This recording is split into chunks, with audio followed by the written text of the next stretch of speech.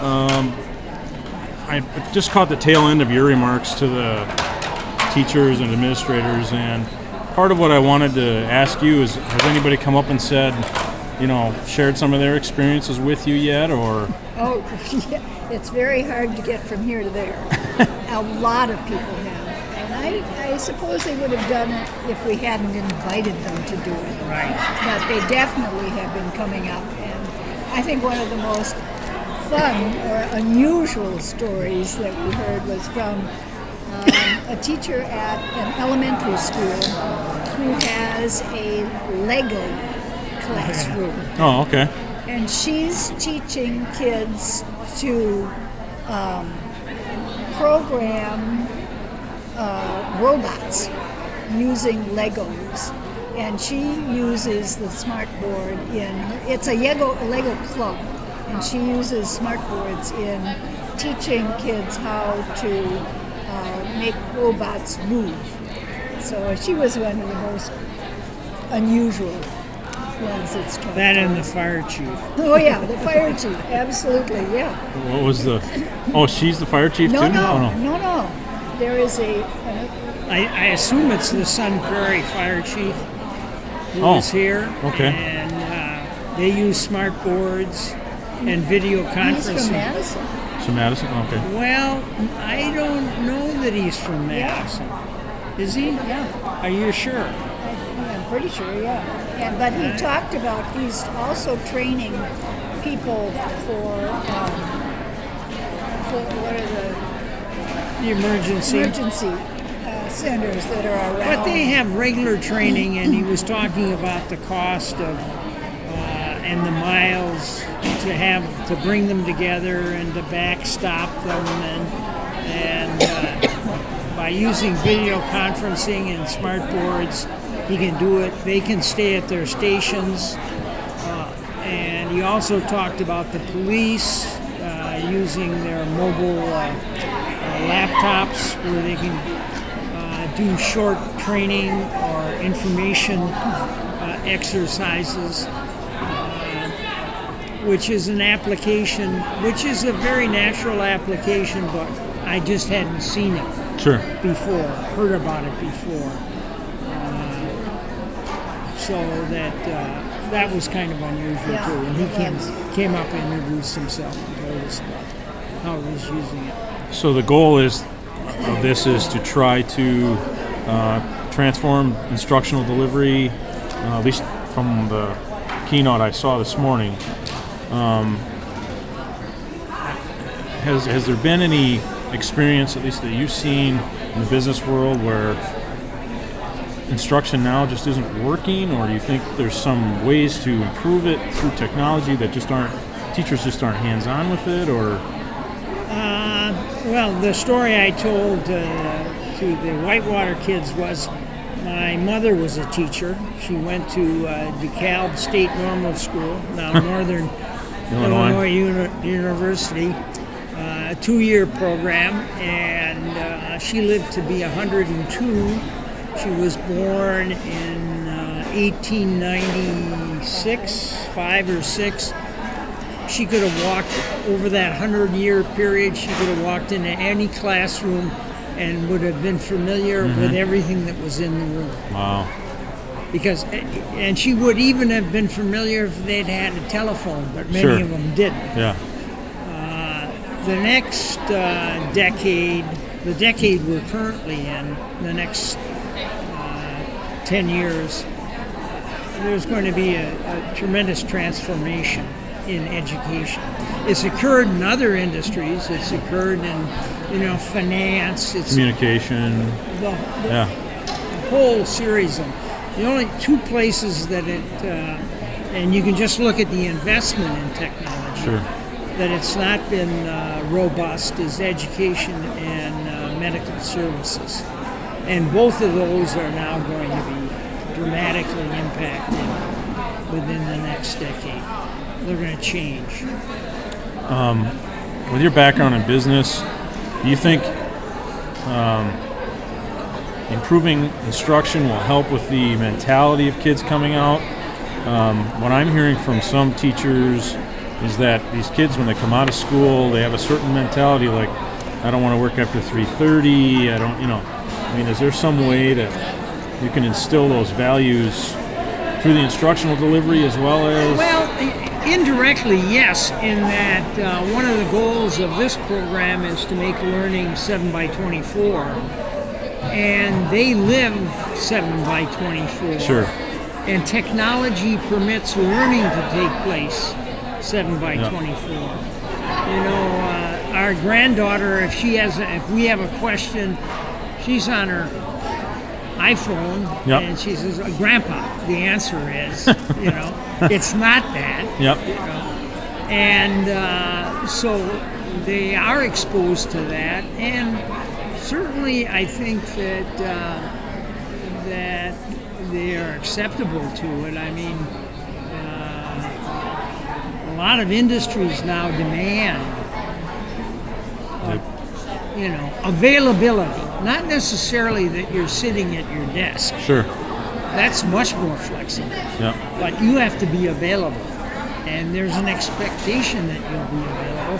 And I would say, in general, they seem to accept that. That wasn't the case even probably a decade ago. Another thing, too, I think part of the answer to your question might be in the observing that we've done, and we've been to a lot of school districts where they're using the interactive whiteboards, the students are more engaged. Yeah. They're not yawning and falling asleep and non-participating and hiding in the back row. They're eager, and much more willing to become engaged with the learning. Particularly if the teacher has them Yes. as an active participant. Sure. So if they are engaged with their learning, they are learning instead of just vegetating in class. And the more you learn, the more you want to learn. Yep. And I think this is true of students too. And I think if they continue to learn, then they're going to be much more interesting as adults, and they are not going to want to stop working at 3 o'clock in the afternoon. Yeah. So I think it's who knows how it'll all work. They don't stop but it's a tweeting possibility. at No, they 3 o'clock in the don't. There is a afternoon. That's true. possibility of a much more stimulated adult population. That's, who knows. Certainly that'd be our wish. That would be our wish. Have you been able to see a lot of the classrooms here at the high school? And We've seen a lot of classrooms. We actually visited a class here, Maybe 2 years ago or a year ago. year ago.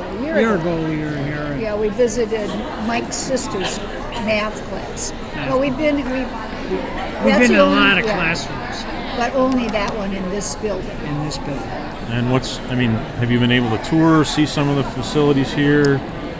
Is this kind of what your ideal setup would be as far as technology? I think that the availability of the tools is very rich here. The challenge is always to stimulate the learning and effective use of those tools, and that's a different measure than just going around, seeing what the capability is.